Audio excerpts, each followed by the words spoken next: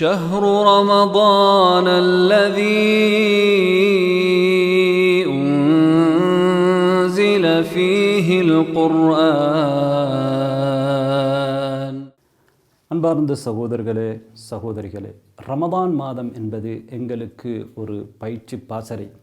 இந்த ரமதானிலே நாங்கள் பெற்ற பயிற்சிகளை எங்களுடைய ஏனைய வாழ்க்கையிலும் ஏனைய 11 மாதங்களிலும் நாங்கள் நடைமுறைப்படுத்த வேண்டும்.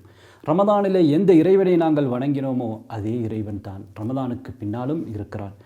ரமதானிலே நாங்கள் செய்ததெல்லாம் எங்களுக்கு ஏனைய காலங்களிலே பயனளிக்க வேண்டும். அதனை நாங்கள் பயிற்சியாகத்தான் எடுத்துக்கொள்ள வேண்டும். ரமதானோடு நாங்கள் எங்களுடைய அமல்களை நிறுத்தி கொள்ளக்கூடாது.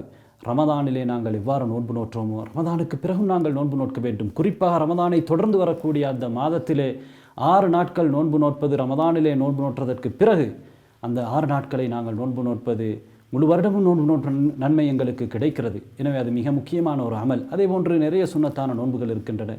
இரவு வணக்கம் மிகச்சிறந்த வணக்கம், எப்போதும் நாம் செய்ய வேண்டும். அதே போன்று தர்மம் கொடுப்பது மிகச்சிறந்த ஒரு வணக்கம், மிகச்சிறந்த ஒரு அமல், அதனை நாங்கள் எப்போதும் செய்ய வேண்டும்.